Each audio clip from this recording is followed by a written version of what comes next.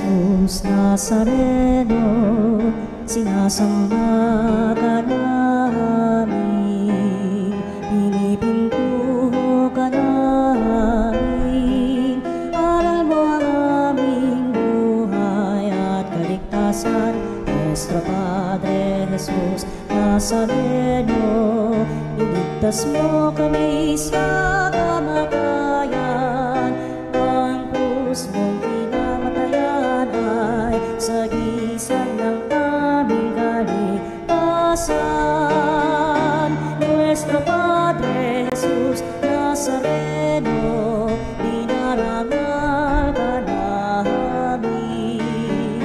Nuestro Padre Jesus Nazareno, inulwalhati ka namin.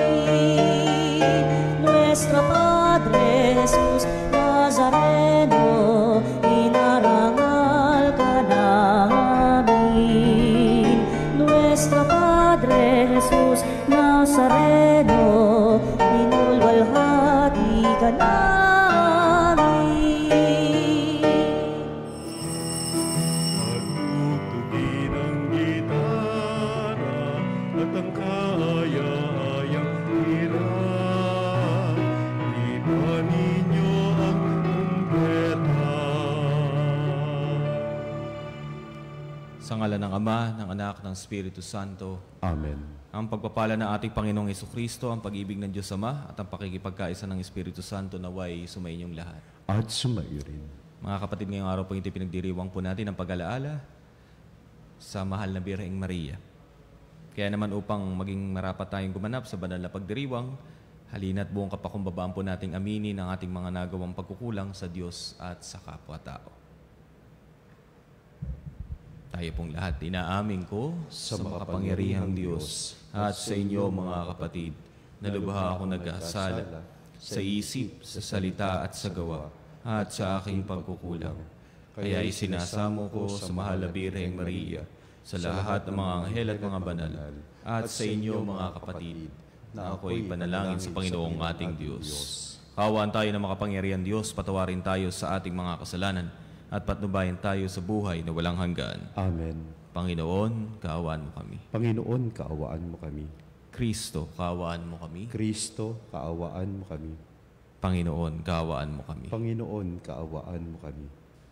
Manalangin tayo. Ama naming makapangyarihan, ipagkaloob mong kami magkamit kailanman ng kalusugan at kagalingan sa aming katawan at kalooban. Pakundangan sa pagdalangin na laging birheng si Mariang mahal, kami naway mahango sa hapis ng kasalukuyan at makinabang sa kaluwalhatiang walang katapusan. Sa pamamagitan ni Jesucristo kasama ng Espiritu Santo, magpa sa walang hanggan. Amen. Pagbasa mula sa aklat ng Henesis. Tinawag ng Panginoong Diyos ang lalaki at tinanong, "Saan ka naroroon?" "Natakot po ako nang marinig ko kayong nasa hardin. Nagtago po ako sapagkat ako'y hubad." Tugon ng lalaki, "Sinong may sabi sa iyong hubad ka?" Tanong ng Diyos, "Bakit? Kumain ka ba ng bungang ipinagbabawal ko?" "Kasi pinakain po ako ng babaeng ibinigay ninyo sa akin." Tugon ng lalaki. "Bakit mo naman ginawa iyon?" Tanong ng Diyos sa babae. "Mangyari po'y nilinlang ako ng ahas, kaya ako natuksong kumain." Tugon naman niya. At sinabi ng Diyos sa ahas, "Sa iyong ginawa'y may parusang dapat, na tanging ikaw lang yaong magdaranas. Ikaw ay gagapang ang hatol kong gawad, at alikabok ang pagkaing dapat. Kayo ng babae laging mag-aaway, binhimo't binhi niya'y laging maglalaban. Ito ang dudurog ng ulo mong iyan, at ang sakong niya'y ikaw ang tutuklaw." Sa babae na may ito ang salaysay. "Sa pagbubuntis mo ay mahihirapan, lalo kung sumapit ang iyong pagluluwal. Ang lalaking ito na asawang hirang susundin mong lagi habang nabubuhay. Hinarap naman ng Diyos si Adan at ganito ang sinabi, pagkat nakinig ka sa asawang hirang, nang ito'y kainin yaong bungang bawal, sa nangyaring ito, ang lupang tanimay aking susumpain magpakailanman. Ang lupaing ito para pag-anihan, pagpapawisan mo habang nabubuhay. Mga damot tinik na iyong aanihin, halaman sa gubat ang iyong kakanin, upang pag-anihan ang iyong bukirin, magpakahirap ka hanggang sa malibing. Yamang sa alikabok, doon ka nanggaling, sa lupang alabok ay babalik ka rin. Eva ang tinawag ni Adan sa kanyang asawa, sapagkat ito ang ina ng sangkatauhan. Ang mag-asawa'y binigyan ng Panginoon ng mga damit na yari sa balat ng hayop. Sinabi ng Panginoon, katulad na natin ngayon ang tao, sapagkat alam na niya ang mabuti at masama. Hindi na siya dapat tulutang kumain ng bungang kahoy ng buhay at baka hindi na siya mamatay. Kaya pinalaya sa halamanan ng Eden ang tao upang magbungkal ng lupang kanyang pinagmulan. Pinalayas nga siya ng Diyos at sa dakong silangan ng halamanan ng Eden ay naglagay siya ng bantay na kerubin. Naglagay rin siya ng espadang nagniningas upang hindi malapitan ni numan ang punong kahoy ng buhay. Ang salita ng Diyos. Salamat sa Diyos. Poon amin kang tahanan, noon, ngayon, at kailanman. Poon amin kang tahanan, noon, ngayon, at kailanman. Wala pa ang mga bundok, hindi mo pa nilalalang, hindi mo pa nililikha itong buong daigdigan. Ikaw noon ay Diyos na, pagkat ika'y walang hanggan. Poon amin kang tahanan, noon, ngayon, at kailanman. Yaong tao'y nilikha mo'y bumabalik sa alabok. Sa lupa ay nagbabalik kapag iyong iniutos. Ang 1,000 mga taon ay para bang isang araw, sa mata mo, Panginoon, isang kisap mata lamang, isang saglit sa magdamag na ito ay dumaraan. Poon amin kang tahanan, noon, ngayon, at kailanman. Mga tao'y pumapanaw na para mong winawalis. Parang damo sa umagang tumubo sa panaginip. Parang damong tumutubo na may taglay na bulaklak, kung gumabing nalalantat bulaklak ay nalalagas. Poon amin kang tahanan, noon, ngayon, at kailanman. Yamang itong buhay namin maikli lang na panahon. Itanim sa isip namin upang kami ay dumunong. Hanggang kailan magtitiis na magdusa, Panginoon, kaming iyong mga lingkod na naghihirap na ngayon. Poon amin kang tahanan, noon, ngayon, at kailanman.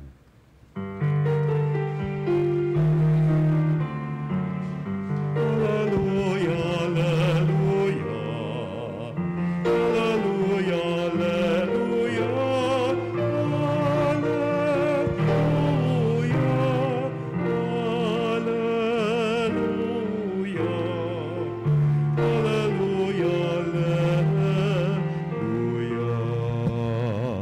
Ang tao ay nabubuhay sa salita ng may kapal na pagkain kanyang bigay.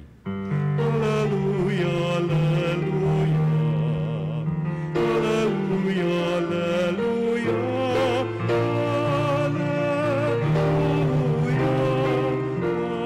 alleluia. Alleluia, alleluia.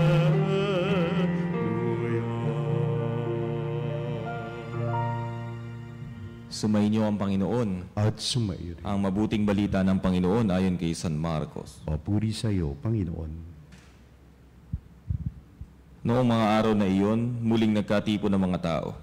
Naubos na nila ang kanilang pagkain, kaya't tinawag ni Jesus ang kanyang mga alagad at sinabi sa kanila, "Nahahabag ako sa mga taong ito, sapagkat 3 araw na ngayong kasama ko sila at wala na silang makain. Kung pauuwing ko ng gutom, mahihilo sila sa daan. Galing pa naman sa malayo ang ilan sa kanila. Saan po tayo kukuha ng tinapay dito sa ilang para magkasya sa ganito karaming tao?" Tugon ng mga alagad. "Ilan ang tinapay ninyo riyan?" tanong ni Jesus. "7 po," sagot nila. Ang mga tao'y pinaupo ni Jesus sa lupa. Kinuha niya ang 7 tinapay at nagpasalamat sa Diyos. Pinagpira-piraso niya ang mga iyon at ibinigay sa mga alagad upang ipamahagi sa mga tao. Gayon na nga ang ginawa ng mga alagad. Mayroon din silang ilang maliliit na isda. Muli siyang nagpasalamat sa Diyos at iniutos niyang ibigay din iyon sa mga tao. Kumain ng lahat at nabusog. At nang tipunin nila ang mga pira-pirasong tinapay na lumabis, nakapuno sila ng 7 bakol na malalaki. At may 4,000 ang mga kumain. Pinayaon ni Jesus ang mga tao, saka siya sumakay sa bangka kasama ng kanyang mga alagad at nagtungo sa lupain ng Dalmanuta. Ang mabuting balita ng Panginoon. Pinupuri ka namin, Panginoong Heso Kristo.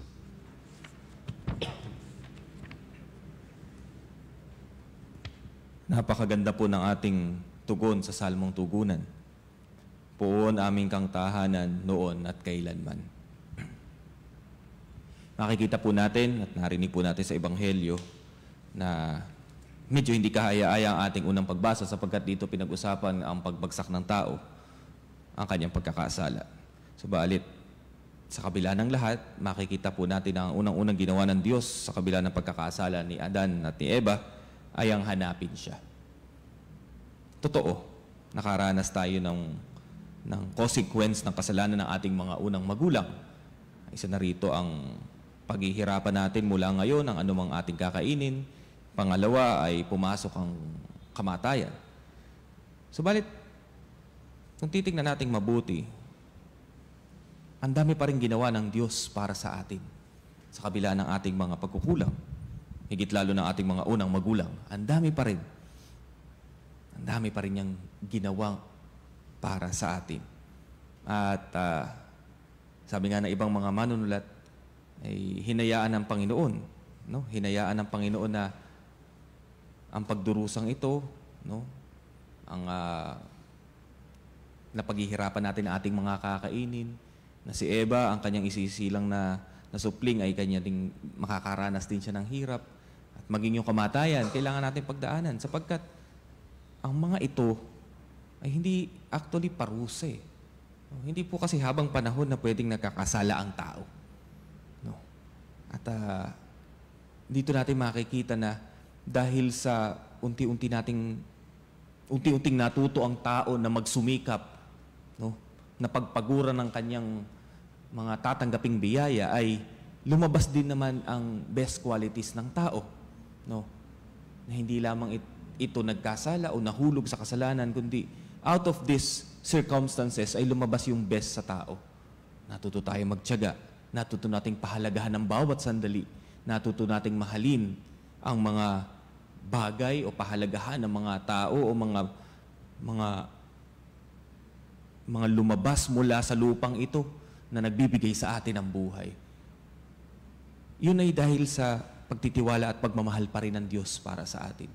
Kaya nga, kung makikita natin ang Diyos ay ating tahanan noon at kailanman, wala naman talagang nagbago sa pagmamahal ng Diyos para sa tao.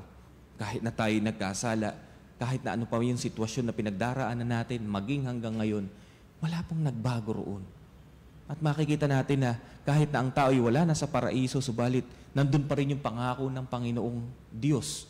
Na darating ang panahon, ang isang babae at ang ahas ay patuloy na magtatalo at ito po yung prefiguration ng pagsilang ng ating Panginoon sa pamamagitan ng mahal na Birheng Maria. Na kita niyo, Sa kabila ng pagkakasala natin, nandun pa rin, natuloy pa rin yung magandang plano ng Diyos para sa atin.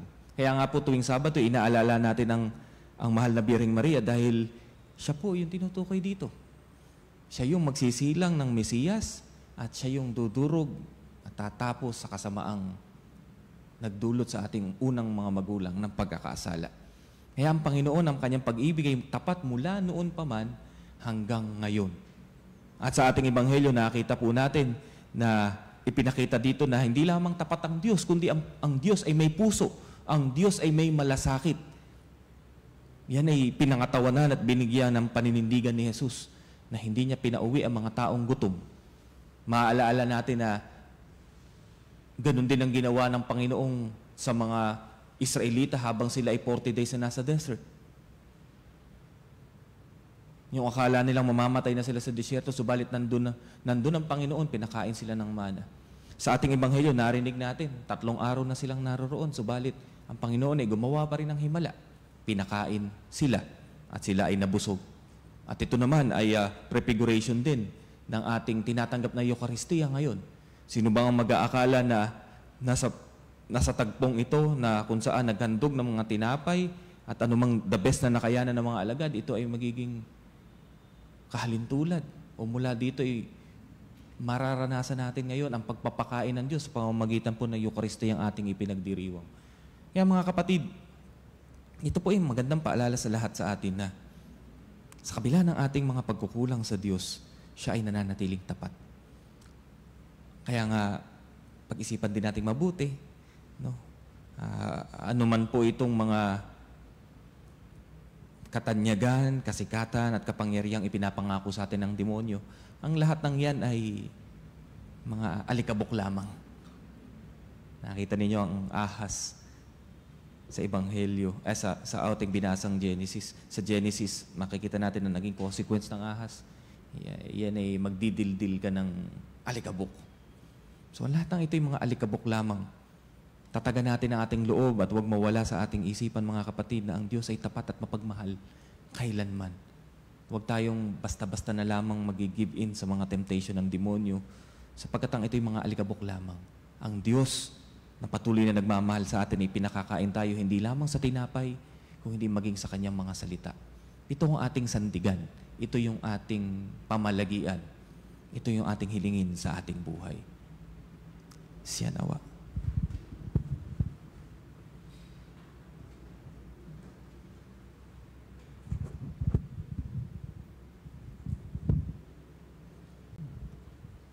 Panalangin ng bayan. Sa pagpapakain ng 5,000 tao, ipinakita ng ating Panginoon na ang Diyos Ama ang siyang nagbibigay ng lahat ng ating pangangailangan. Mga kapatid, sama-sama nating hilingin sa Kanya ang lahat ng biyayang ipagkakaloob niya sa atin. Kaya sa bawat panalangin na ating po itugtugon, Panginoon, dinggin mo ang aming panalangin. Panginoon, dinggin mo ang aming panalangin. Ang ating mga pastol, lalo na ang Santo Papa at mga obispo, naway patuloy tayong bigyan ng mga tamang katuruan sa pananampalataya. Manalangin tayo sa Panginoon. Panginoon, dinggin mo ang aming panalangin. Ang mga may tungkulin upang labanan ang tagutom, naway maging matagumpay sa kanilang pagsusumikap na mapakain ang mga milyon-milyong nagugutom na tao. Manalangin tayo sa Panginoon. Panginoon, dinggin mo ang aming panalangin. Ang mga nagugutom kay Kristo, naway matagpuan ang iisang Panginoon, iisang pananampalataya, iisang binyag.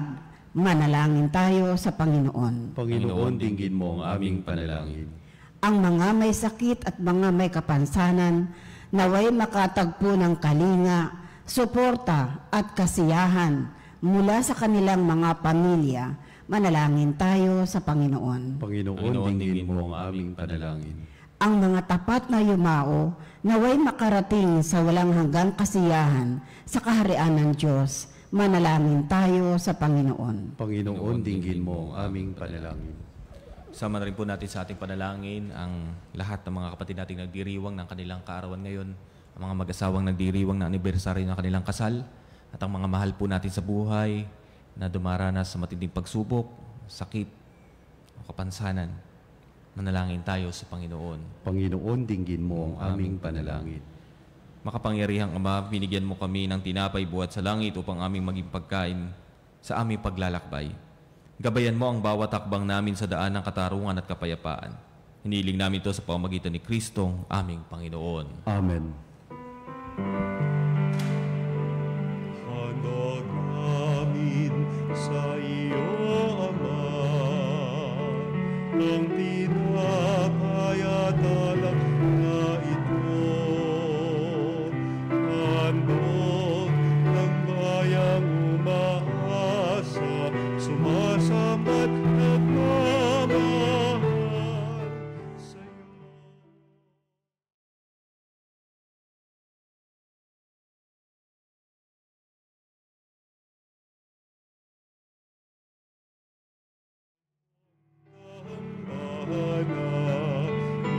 Tulad ng kalimuyak ng insenso, umakyat sa kalangitan. Handog namin sa iyo, Ama, ang tinapay at alak na ito.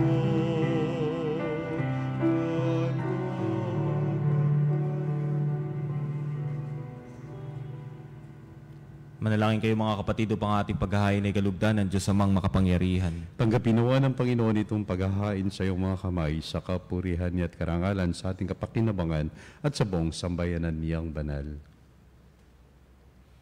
Ama naming lumikha, ang iyong nagkatawang taong anak ay tumulong nawa sa aming ginagawa upang siya na iniluwal ni Maria nang di bumawas kundi lalong nagpaganap sa pagkabirhen ay mapaging dapat nakalugdan mo ang aming paghahain sa ikapagpapatawad ng mga kasalanan, sapagkat siya ang Panginoong kasama mo at ang Espiritu Santo magpasa walang hanggan. Amen. Sumainyo ang Panginoon. At sumayo rin. Itaas sa Diyos ang inyong mga puso at diwa. Itinaas na namin sa Panginoon. Pasalamatan natin ang Panginoong ating Diyos. Marapat na siya ay pasalamatan. Ama naming makapangyarihan, tunay ngang marapat na ikaw ay aming pasalamatan. Bukod mong pinagpalang maging ina ni Jesucristo, ang mahal na birheng nagpupuri at nagagalak sa iyo.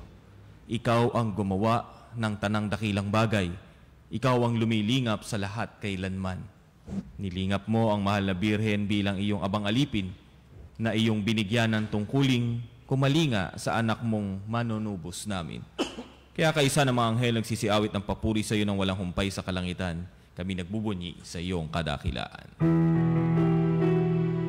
Santo, Santo, Santo, Panginoong Diyos ng mga hukbo, napupuno ang langit at lupa ng kadakilaan mo. Hosana sa kaitaasan, pinagpalang na paririto sa ngalan ng Panginoon. Hosana sa kaitaasan.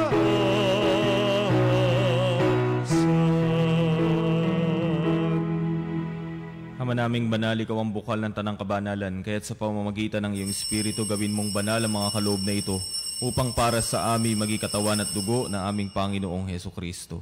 Bago niya pinagtiis ang kusang loob na maging handog, hinawakan niya ang tinapay, pinasalamatan kanya, pinaghati-hati niya iyon, iniabot sa kanyang mga alagad at sinabi, "Tanggapin ninyong lahat ito at kanin, ito ang aking katawan na ihahandog para sa inyo."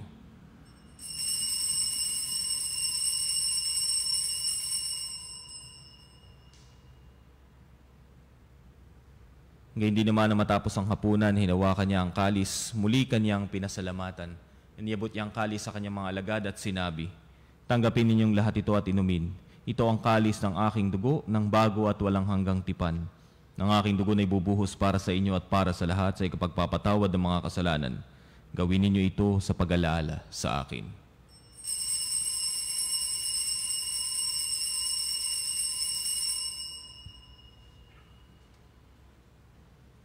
Pagbunyi natin ang misteryo ng pananampalataya.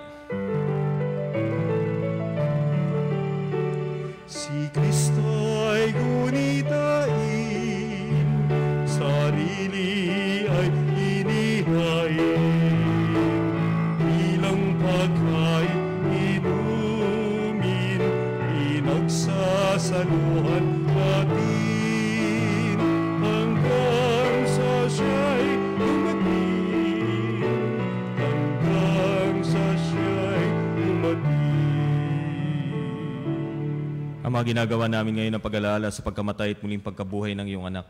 Kaya tinialay namin sa iyo ang tinapay na nagbibigay buhay at ang kalis na nagkakaloob ng kaligtasan. Kami nagpapasalamat dahil kami iyong minarapat na tumayo sa harap mo para maglingkod sa iyo. Isinasamo namin kami magsasalo-salo sa katawan at dugo ni Kristo ay mabuklod sa pagkakaisa sa pamamagitan ng Espiritu Santo. Ama, halingapin mo ang iyong simbahang laganap sa buong daigdig. Puspusin mo kami sa pag-ibig, kaysa ni Francisco na aming Santo Papa at ni Elias na aming Obispo at ng Tanang Kaparian. Alalahanin mo rin ang mga kapatid naming nahimlay na may pag-asang sila'y muling mabubuhay, gayon din ang lahat ng mga pumanaw. Kaawaan mo sila at patuloyin sa iyong kaliwanagan. Kaawaan mo at pagindapating kaming lahat na makasalo sa iyong buhay na walang wakas. Kaisa ng mahal na Birheng Maria na Ina ng Diyos, kaisa ni San Jose na kabiyak na kanyang puso, kaisa ng mga apostol, ni Santo Domingo de Guzman, ni San Lorenzo Ruiz, ni San Pedro Calungsod, at ang lahat ng mga banal na nabuhay dito sa daigdig ng kalugod-lugod sa iyo, may pagdiwang nawa namin ng pagpupuri sa ikararangal mo sa pamamagitan ng iyong anak na aming Panginoong Hesukristo. Sa pamamagitan ni Kristo, kasama niya at sa Kanya, ang lahat ng parangal at papuri ay sa iyo, Diyos Amang makapangyarihan, kasama ng Espiritu Santo, magpa sa walang hanggan. Amen. Amen. Amen.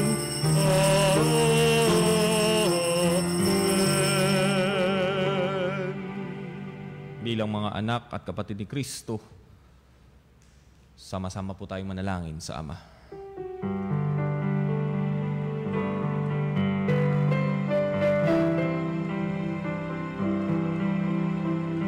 Ama namin,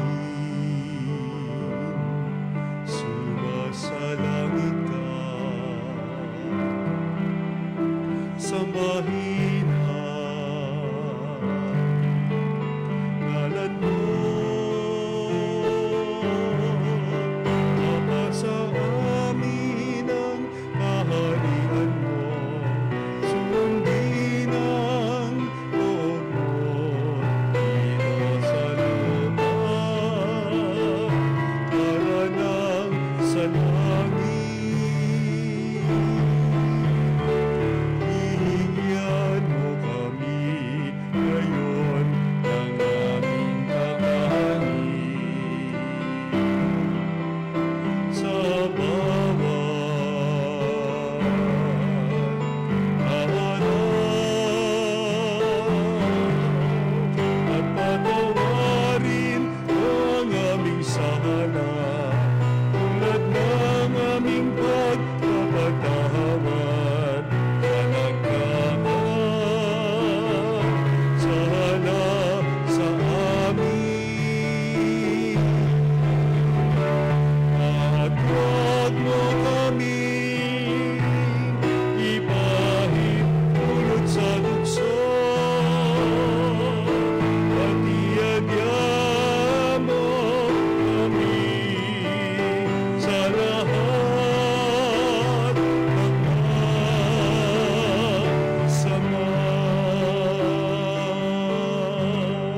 Hinihiling namin kami iadya sa lahat ng masama, pagkalooban ng kapayapaan araw-araw, iligtas sa kasalanan at ilayo sa lahat ng kapahamakan.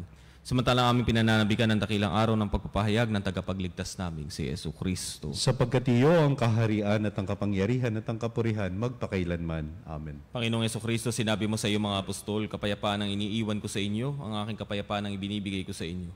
Tungkaya mo aming pananampalataya at huwag ang aming pagkakasala. Pagkalooban mo kami ng kapayapaan at pagkakaisa ayon sa iyong kalooban, kasama ng Espiritu Santo, magpa sa walang hanggan. Amen. Ang kapayapaan ng Panginoon naway laging sumainyo. At sumaiyo rin. Magbigayin po tayo ng kapayapaan sa isa't isa. Peace be with you. Kapayapaan po. Kordero ng Diyos na nag-alis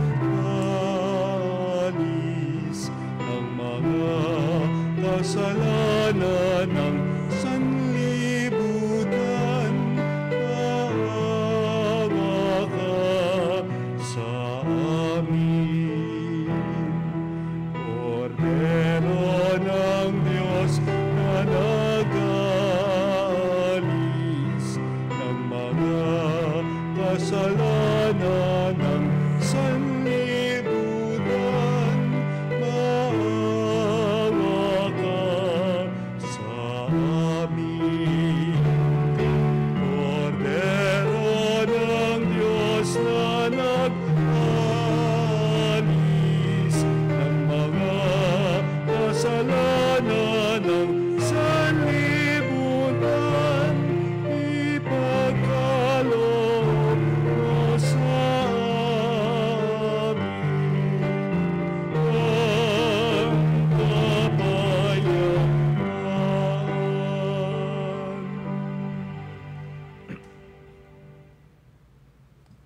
kapatid, narito si Kristo, ang kordero ng Diyos. Narito siya nag-aalis ng mga kasalanan sa libutan. Mapapalad tayong lahat na inaanyayahan sa kanyang banal na piging. Panginoon, hindi ako karapat-dapat na magpatuloy sa iyo, ngunit sa isang salita mo lamang ay gagaling na ako.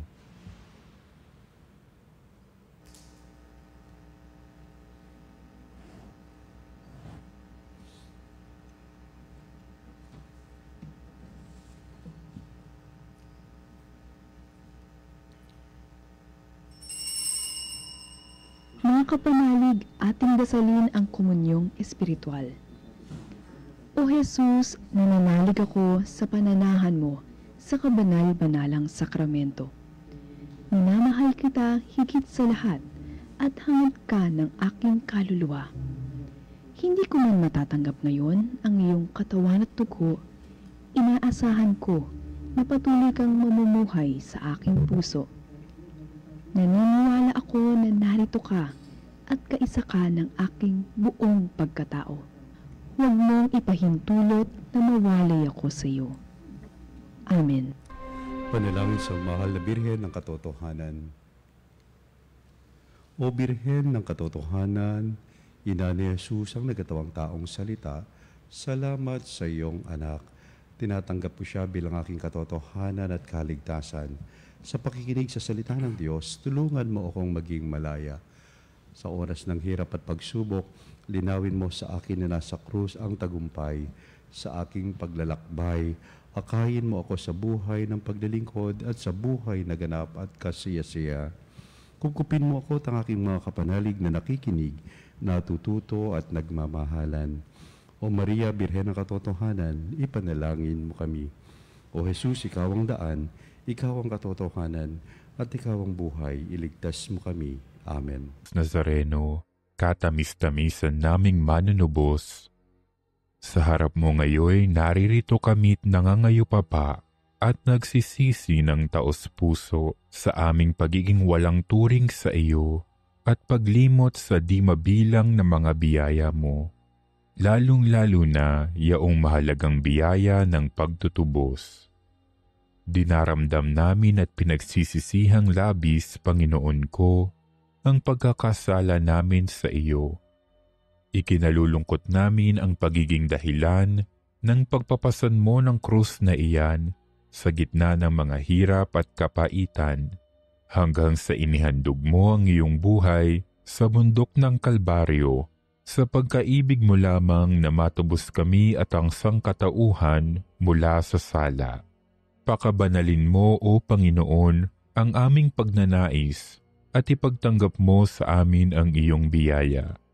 Maging tagapamagitan nawa ang iyong ina, ang kalinis-linisang Birheng Maria.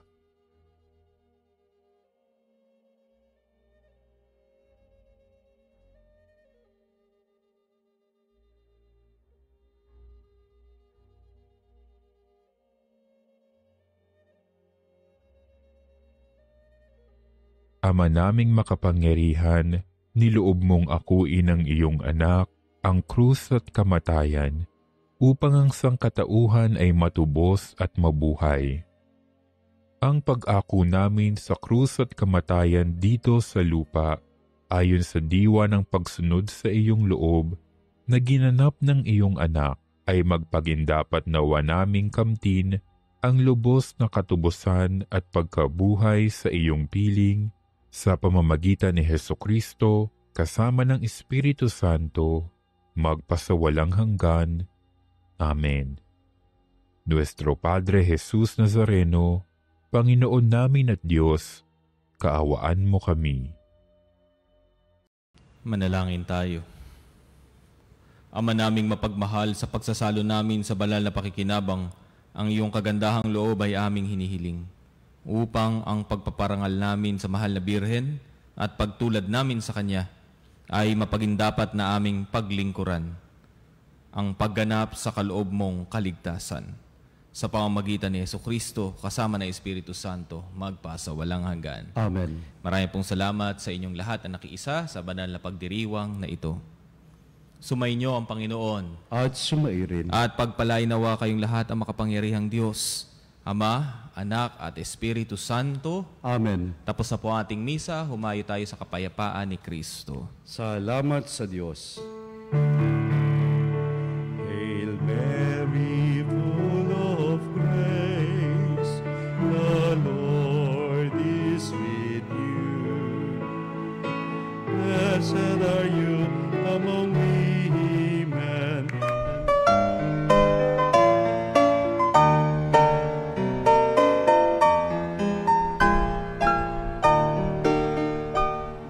Nuestro Padre Jesus Nazareno, sinasamba ka namin, pinipintuho ka namin, aral mo ang aming buhay at kaligtasan. Nuestro Padre Jesus Nazareno, iligtas mo kami sa kamatayan, ang krus mong pinamatayan ay sagisag ng aming kaligtasan. Nuestro Padre Jesus Nazareno, dinarangal ka namin. Nuestro Padre Jesus Nazareno, inulwalhati ka namin. Nuestro Padre Jesus Nazareno, inarangal ka namin. Nuestro Padre Jesus Nazareno, inulwalhati ka namin.